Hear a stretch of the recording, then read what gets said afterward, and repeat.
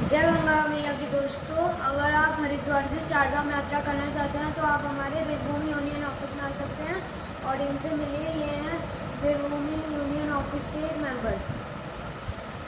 जय गंगा मैया की दोस्तों, हम आपको आज बताना चाहते हैं कि चारधाम यात्रा आप किस प्रकार से कर सकते हैं और कितनी सुविधाजनक यात्रा कर सकते हैं, किस प्रकार से आपकी तैयारी रहेगी, यही हम बताना चाहते हैं। बताइए क्वेश्चन क्या आपका? मेरे लिए आपके लिए कुछ क्वेश्चंस हैं। तो क्वेश्चन नंबर 1, चारधाम यात्रा पर जाने वाले यात्री को सबसे पहले किस चीज़ की तैयारी करनी चाहिए? चारधाम यात्रा पर जाने वाले को सबसे पहले गरम कपड़ों की लगेज ज़्यादा नहीं बनाना चाहिए, लेकिन गरम कपड़ों के साथ में लगेज बनाना चाहिए। वैसे ही हम अपने दर्शकों को बताना चाहते हैं कि बरसात कभी भी ऑन द स्पॉट हो सकती है वहाँ पे, तो आप गरम कपड़ों के साथ में रेनकोट या यहाँ से भी रेनकोट ले जा सकते हैं। कंपनी के द्वारा भी आपको सारी सुविधाएं दी जाती है कि रेनकोट की सुविधाएं तो दी जाती है। एक पैकेज ऐसा होता है जिसमें कि आपको सुविधाएं दी जाती है।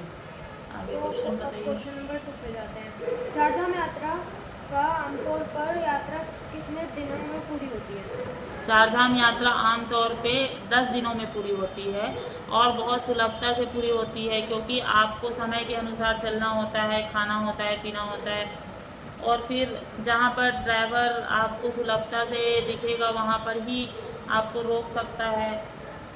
यात्रा बहुत सुलभ होती है चारधाम की 10 दिन के लिए। ठीक है, तो अब हम क्वेश्चन 3 पे जाते हैं।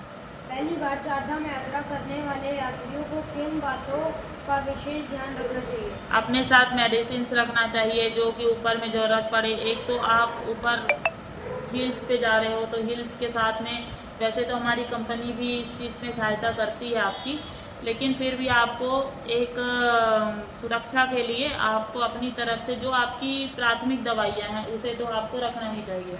ठीक है, चलो अब क्वेश्चन और इसी प्रकार से आपकी लगेज हैवी नहीं होनी चाहिए। और केदारनाथ ट्रैक के लिए तो बिल्कुल भी आपको हल्के कपड़े, हल्के एक एक बरसाती और एक एटमॉस्फेयर के हिसाब से बरसात के लिए रेनकोट रखना चाहिए। ठीक है, तो क्वेश्चन 4 पे चारधाम यात्रा के लिए कौन सा समय सबसे अच्छा रहता है और किस मौसम में यात्रा से बचना होता है? कौन सा यात्रा अच्छा होता है? मतलब किस समय में यात्रा करनी चाहिए? सबसे पहले तो आपको मई से जून की तरफ की यात्रा करनी चाहिए, और उसके बाद अगर ना हो सके तो सितंबर की यात्रा बेस्ट होती है। या तो फिर आपकी लैंडस्लाइडिंग अगस्त में बहुत होती है, इसलिए उसमें यात्रा नहीं करनी चाहिए। इस प्रकार से यह यात्रा अक्टूबर और सितंबर में ही अच्छी होती है, और जून में और मई में।